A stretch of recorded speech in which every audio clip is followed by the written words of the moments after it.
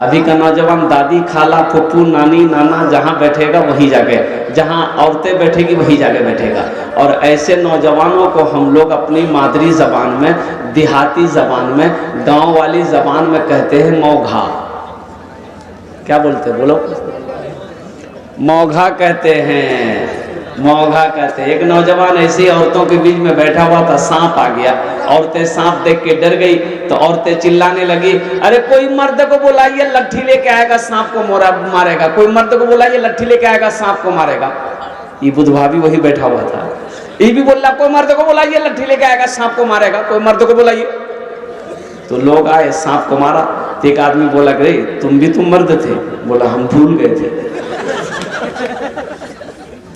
तो इंशाअल्लाह मुझसे पेशतर हजरत मौलाना फजीलत शेख मौलाना तौहीद सलफी साहब बड़े जोशीले अंदाज में तकरीर किए। देखिए, तकरीर तो हम सुनते हैं, अमल नहीं। अगर अमल हो जाए तो अल्लाह अकबर, अल्लाह तकदीरें बदल दे।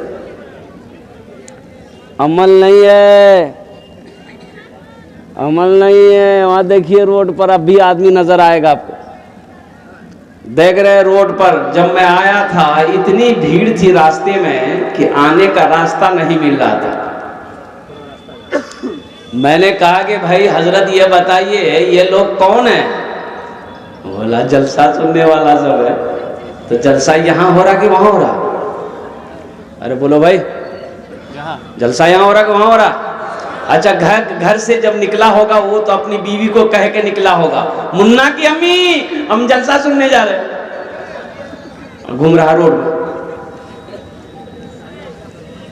पूरी रात, कभी ये दुकान, कभी ये होटल, कभी चाय की दुकान, कभी पान की दुकान, कभी गुटखा की दुकान, कभी यहाँ गुटखा खाएगा, कभी वहां थूकेगा। पूरी रात गुजार देगा, जलसा मां के नहीं बैठेगा। और सुबह कल दिन में सोएगा, पूछने वाले पूछेगा कि क्या भाई रात में कहाँ गया था, दिन में सो रहा है? बोले जलसा सुनने गए थे। तो क्या सुने? बोला हमको क्या पता, हम तो चाय की दुकान में थे। फायदा हुआ? अरे बोलो भाई, फायदा हुआ? इसलिए मेरे बच्चों देखो, शरीयत का एक मसला है कि मस्जिद के भीतर में नमाज हो रही है, जगह खाली है।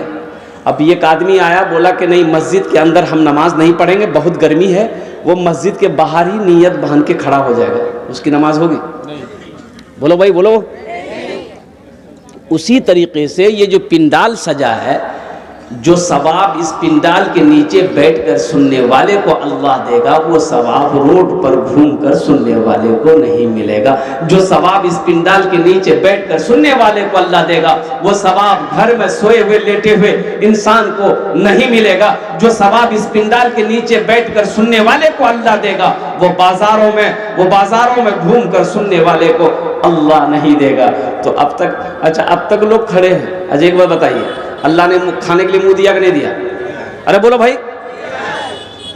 देखने के लिए आंख दिया, सुनने के लिए कान दिया, खड़े होने के लिए पैर दिया, तो अल्लाह ने बैठने के लिए कुछ नहीं दिया है?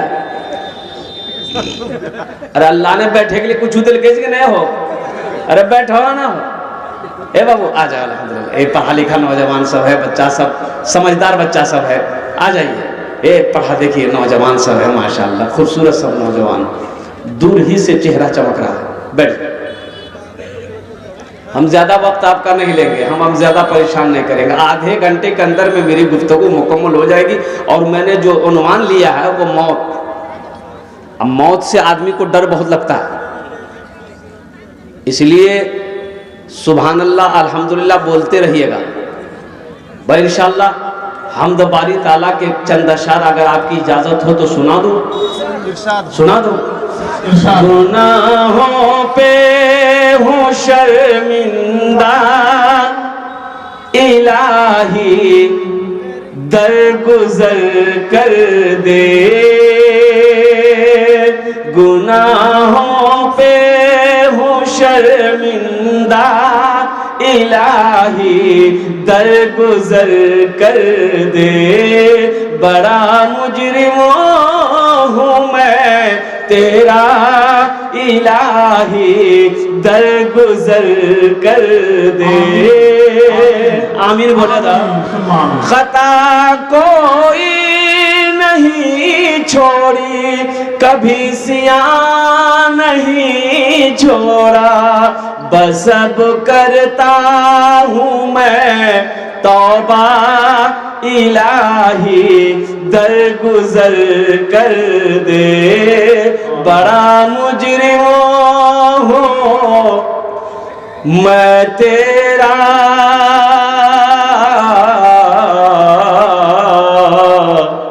इलाही दर गुजर कर दे। आमीन बोले। बड़ी तेजी के साथ एक मालिक को गुस्सा आया, अब बाबू बैठ जा, बाबू ए बाबू बैठ जा, बैठ जा, बैठ जा। एक लड़के का नाम था इस्लाम। क्या नाम था? इस्लाम। अभी वो जलसा में वे किया था, बैठा नहीं था, सोच रहा था कहाँ बैठे। हजरत तकरीर कर रहे थे, एक जुमला आ गया कि लोगों, मुसलमानों, इस्लाम अब तक कितना पीछे है। सुन लिया, बोला अरे वाह, शेख हमको जान रहे हैं, मेरा नाम वो जान रहे हैं, तो पीछे नहीं बैठा, आके बीच में बैठा। कुछ देर के बाद हजरत फिर बोले कि लोगों, इस्लाम कितना पीछे है। वो बीच से उठ के आके आगे में बैठा। लास्ट में हजरत का जब तकरीर खत्म होने लगी तो लास्ट में हजरत बोले कि लोगों, अब भी इस्लाम पीछे है। वो खड़ा हो गया, शेख को बोला कि आप कहाँ बैठेंगे, आपका मुंह में बैठेंगे। हाँ, अल्हम्दुलिल्लाह सुम्मा अल्हम्दुलिल्लाह। मेरे बच्चों, मेरे नौजवानों, यहाँ आए हो, यहाँ से लेकर कुछ जाना, इसलिए कि रात 2 बज गए हैं, लेकिन आपके चेहरे पे शिकन तक नहीं है। ऐसा मालूम हो रहा है कि आप जलसे में अभी अभी आए हैं। मैंने एक आयत पढ़ी है, कुल्लु नफ्सिन ज़ाइक़तुल मौत सुम्मा इलैना तुरजऊन। ये दुनिया की हकीकत कुछ नहीं है। कुर्बान जाओ ये दो नौजवानों, ये दुनिया कुछ नहीं है। ये दुनिया मच्छी मक्खी के पर के बराबर नहीं है, मच्छर के पर के बराबर की हैसियत नहीं है। ये दुनिया पानी का बुलबुला है। मेरे बच्चों, एक बात याद रखना, मौत एक दिन आकर रहेगी, मौत एक दिन आकर रहेगी। कोई भी दुनिया में आया हो, उसे इस दुनिया से जाना पड़ेगा, चाहे बादशाह हो, चाहे फकीर हो, चाहे औरत हो, चाहे मर्द हो, चाहे बच्चा हो, नौजवान हो, बूढ़ा हो, कमजोर हो, ताकतवर हो, पहलवान हो, जो इस दुनिया में आया है, इस दुनिया से उसे जाना पड़ेगा। इस दुनिया में आने की रीत है, जाने की कोई रीत नहीं है। इस दुनिया में आने की तरतीब है, इस दुनिया में आने की तरतीब है, जाने की कोई तरतीब नहीं है। इस दुनिया में आने का डिसिप्लिन है, जाने की कोई डिसिप्लिन नहीं। इस दुनिया में आने का डिसिप्लिन है कि पहले दादा आता है, फिर बाप आता है, फिर पोता आता है, कि पहले पोता आता है। अरे बोलो ना, पहले दादा ना है, पहले दादा फिर बाप फिर पोता। लेकिन कुर्बान जाओ, इस दुनिया से जाने का कोई डिसिप्लिन नहीं है। कोई कोई कोई कोई कोई कोई कोई डिसिप्लिन नहीं है इस दुनिया से जाने का। दादा रह जाता है, पोता चला जाता है, बाप रह जाता है, बेटा चला जाता है, माँ रह जाती है, माँ रह जाती है, बेटी चली जाती है, नानी रह जाती है, नवासी चली जाती है। क्यों आए थे इस दुनिया में, क्यों आए थे, क्यों आए थे इस दुनिया में, जाना है मालूम नहीं। क्यों आए थे इस दुनिया में, जाना है मालूम नहीं। सामाने सफर सब ठीक करो, कब होगा सफर मालूम नहीं। क्यों आए थे इस दुनिया में, जाना है मालूम नहीं। दिल्ली जाना है, बंबई जाना है, कलकत्ता जाना है, पंजाब जाना है, 1 महीना 2 महीना पहले टिकट बुक करवा लिए, रिजर्वेशन करवा लिए, सीट बुक करवा लिए, क्योंकि जिस दिन मेरा सफर हो उस दिन कोई परेशानी ना हो। बंबई जाना है, दिल्ली जाना है, 1 महीना पहले, 1 महीना पहले, 2 महीना पहले रिजर्वेशन करवा लिया, सीट बुक, AC 3 में, B2 में, A1 में, फर्स्ट क्लास में सीट बुक हो गया। क्यों भाई? अभी तो 2 महीना बाकी है। क्या टेंशन है? बोले नहीं, पहले बुक करा लो, पहले बुक करा लो कि सीट मिल जाएगी, जिस दिन जाएंगे उस दिन कोई परेशानी का सामना नहीं करना पड़ेगा। ऐ मुसलमानों, मुझे कह लेने दो कि दुनिया का सफर करो तो 2 महीना पहले टिकट बना रहे हो। जहां सफर करना है फिर लौट कर नहीं आना है, वहां की तैयारी कितने दिन पहला होना चाहिए? कितने दिन पहले वहां की तैयारी होनी चाहिए? आपने टिकट बनाया, वहां का टिकट आपने खरीदा, इसलिए बंबई हम जाते हैं 1 साल 6 महीने के बाद लौट के आना है। दिल्ली हम जाते हैं 1 साल 2 साल 5 साल के बाद लौट कर घर आना है। लेकिन कुर्बान जाओ, दिल्ली से लौट कर आओगे, बंबई से लौट कर आओगे, ये उम्मीद है, हम उम्मीद करके जाते हैं कि 5 महीना साल भर के बाद हम दिल्ली से घर आ जाएंगे। लेकिन वहां जाओगे, वहां से लौट कर यहाँ फिर नहीं आना है, वहां हमेशा हमेशा रहना है। तो असल तैयारी वहां की होनी चाहिए कि यहाँ की होनी चाहिए? बोलो भाई जरा सा। वहाँ की होनी चाहिए। अरे बोलो ना भाई, कहाँ की होनी चाहिए? वहाँ की।